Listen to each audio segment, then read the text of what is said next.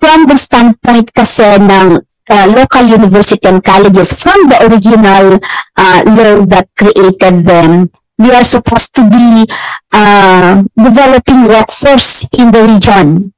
So, and then the right partner sana is the TESDA. And then develop a ladderized program going to higher education. That's the ideal po sana, as we see it in other countries. Ang nangyayari po kasi is, most books, recognized IR or not, nag-offer na sila ng Bachelor of Science. And then and worse, nag-offer na sila ng Masteral. And there are those who are attempting to offer PhD already. That's why we are revisiting the guidelines.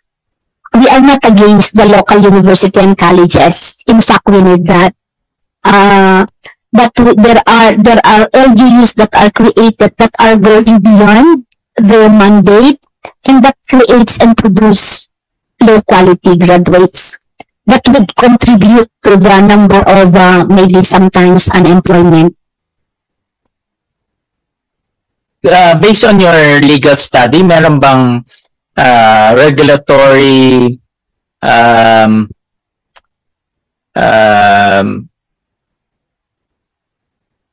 can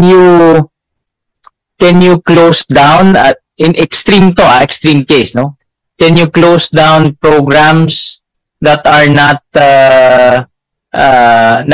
of quality among the LUCs? Kaya yun? Can you I request the director for ang LUCs will always invoke their autonomy. Yan ang parating i-invoke nila eh. No? But on the if the LUC is not of quality or not up to standard, can CHED assert its jurisdiction so that those LUCs can be disciplined? Good afternoon, Mr. Chair. Just to contextualize po the powers of CHED, of reasonable supervision and regulation vis-a-vis the rights of higher educational institutions, whether public or private, to institutional autonomy and academic freedom. Yung Constitution kasi po granted the state the power to supervise and reasonably regulate all HEIs, whether for private or public. So once we said public, it comprises the local government schools, or the local universities and colleges, and the state universities and colleges. So reasonable supervision po ang binigay sa CHED na power. Ibig sabihin po to set minimum standards so as not to transgress the constitutionally guaranteed right of all higher educational institutions to their institutional autonomy and academic freedom. So in short, may power po talaga ang CHED as delegated by no less than our constitution sa state through Congress, kaya ginawa yung charter po na RA 7722. And yun po ang pinagagalingan na legal basis po ng regulatory power ng CHED over all higher educational institutions. And we believe that this includes local colleges and universities. Another thing po, sa establishment kasi po ng local government schools, may binigay na power po o na mandato ang ating local government code sa ating mga local government units na establish lang po nila. This is very clear and explicit po under the provisions of the local government code, under the 3 provisions on the power of Sangguniang Bayan, Sangguniang Panglunsod, and Sangguniang Palalawigan, na ang establishment talaga ng local schools para po sa local government units ay technical, vocational, and other similar secondary post-secondary institutions.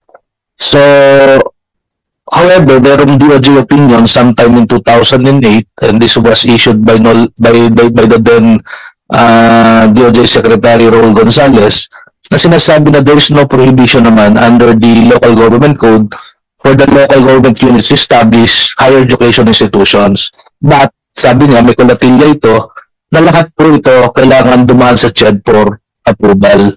At subject po ito sa condition number that there must be a budgetary allocation for this, and kailangan walang ibang institutions, higher educational institutions sa locality. So, i-determine po ng CHED yung numbers ng higher educational institution doon sa locality. So, given these parameters po, ito yung mga conditions para po aprobahan ng CHED yung establishment ng local government units ng local schools, local universities, or colleges. So, and in 2009, nagkaroon na institutionalized to by the issuance of the ILG Memorandum Circular. Ito po yung parang MOOC governance framework kung saan nandito po nakapaloob yung mga conditions, requirements, so paano mag-establish po ang local government units ng local schools. At isa po dito, nakalagay din talaga, kailangan po talaga during mismo sa creation, bisa din sa proposal pa lang ng ordinance, kailangan may participation na po ang CHED para tingnan kung kailangan niyang aprubahan based po dun sa parameters na sinabi, budgetary limitations and the number of higher educational institutions established po dun sa locality kung saan itatayo po yung local schools. Thank you very much po, Mr. Chair. Pero ngayon kasi talaga maraming mga LGUs nagtatayo sila ngayon ng LUCs. No? So I think and like I said, no, they perform a special role in our higher education institutions kasi mas kabisado nila anong kailangan ng locality nila. But ang pinaka best way dito is carrot and the stick kasi ngayon yung mga hindi nabibigyan ng IR wala silang free higher education, no? So nape-penalize sila doon. Ang stick naman doon, yun na nga yung sinasabi niyo na meron kayong regulatory powers over them. Ang tanong ko, yung 40% na walang IR, anong nangyayari sa graduates nila? Are they still recognized? No, yung mga nag-graduate ng bachelor's degree, are they still recognized? And they can still take the board exams? Mr. Chair, if I may answer, they can only take the board exam, Mr. Chair, if there is a COPC issue to that particular program. Meron bang mga LUCs na walang COPCs? Yes, Mr. Chair. Na nag-offer ng nag-offer ng programs. Yes, po. Paano ngayon yung mga graduates nun? Mr. Chair, kailangan mo, diba, IR and COPC. Diba? Yung mga, pwede kang magkaroon ng IR, pwede kang magkaroon ng COPC pero walang IR. Ngayon po, Mr. Chair, only those LUCs with 100% COPC ang pwede magkaroon ng institutional recognition. Okay. So, 100%, pwede kang may mga programs na walang COPC. Yes, sir. Wala kang IR nun. Yes po, Mr. Chair. So, paano yung mga schools na walang COPC, nagtuturo pa rin sila, let's say, psychology, or ano ba mga tinuturo, mga board courses. No? Paano yung mga graduates nila? Mr. Chair, ang mechanism po, in the interest of the students, ang mechanism po in the back ng commission and back is that you have to phase out these programs, Mr. Chair. If they decided to phase out that program, considering that it's non-compliant, then we would allow the CED authorizes the students to take the licensure examination. If they have decided to phase out. Yes po. Yes, Mr. Chair. Para po maprotektahan po yung mga estudyante na nag-graduate po doon sa programa na yun. But we need the commitment of the governing board po of this LUCs. Nangyayari din po sa mga SUCs po, Mr. Chair. Walang sila po para makapag-graduate po sila, ang mechanism po namin is that we would have to phase it out if they would not be able to comply with the COPC requirements. So yung mag-graduate, pwede silang mag-board exam provided na wala nang bago. Apo, Mr. Chair. Ganun ang collatilya ninyo. Nakikinig ba sila? Are they listening? Yung Yes, Mr. Mr. What if they don't listen? They don't follow? Mr. Chair, hindi po pinapayagan ng TRC na mag-exam po ngayon yung mga walang sagot receive, Mr. Chair. So that's another penalty in other words. Pero ang mapapenalize dyan yung mga bata. Mga estudyante. Admittedly po, Mr. Chair, kaya po mayroong mga students po na nag-air po ng kanilang mga complaints na yung mga walang COPC, ang kanilang SUC or LUC, and they type that out na they are not able to take the licensure examination. We publish at yung mga institutions, whether LUCs or SUCs, that are still offering course programs na walang COPCs. Publish that in the website? Wala po negative list in a sense, Mr. Chair. Correct. Wala po kaming negative list, but ang directive policy is for our regional offices to monitor his SUCs, LUCs na without COPC ang kanilang program, Mr. Chair. I'm sure. Police po nila sa website. Monitoring meron. Yes, meron. That's the puti andito yung commission. That's one thing that we have to take seriously kasi 4 years nag-aaral yung bata tapos walang COPC yung course. Pagdating na ng 4 years, gusto niya mag-take ng board, hindi siya ba kukuhain ng board? No? So, I think we need to be proactive in this. Marami akong na-encounter na ganito, no, on the ground. Na-invite pa nga ako maging commencement speaker, no? Nung nalaman ko, wala palang COPC, nagugulat. Hindi ko naman pwedeng tanongin na, mayroon ba kayo COPC bago ako magsalita? Diba? Hindi naman pwedeng ganun. So, nalalaman ko na lang pag nandoon ako. I suggest to have a negative list. No? Kasi para ma-inform yung estudyante. No?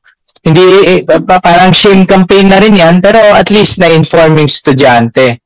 And then pangalawa, you have to crack the whip. No? That's why tinatanong ko kung meron kayong regulatory powers and meron naman kayong regulatory powers. No? So, kawawa yung estudyante pagdating sa ganito. Kung yung institution wala silang pakialam, kawawa naman yung estudyante. No? Lalo na itong mga LUCs kasi nga they come from the poorest of the poor. Now, we wasted 4 years of their lives. Then hindi sila makakuha ng hindi sila makakuha ng board for psychometrician kasi psychology very popular. Mabuti paano kung meron pang mga criminology yun. Kasi marami na lang LUC may criminology, diba? So problema yun, hindi siya makakuha ng criminology. So I suggest to the commission to take this very seriously and come up with policies or crack the whip on those who are violating this policy because kawawa yung mga estudyante. No?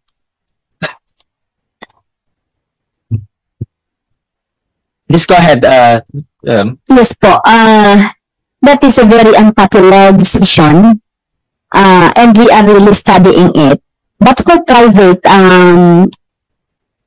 Your Honor, we will publicly announce if we close private station its programs.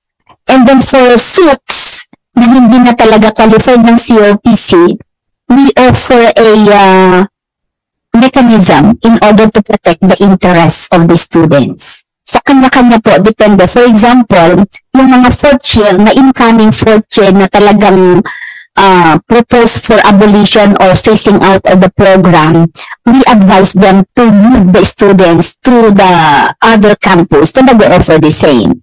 For the lower years, it's either we assure the students to move to the other campus of that state university na may nag-offer ng the same. Yan kasi ang challenge. They duplicate the offerings. And yung mga lower years like second year, they can opt to anong tawag doon, shift from the present degree to another. But for the local university and colleges, for example, dati may 108 na bigyan ng IR. Am I correct? Yeah. Ngayon 106 na lang.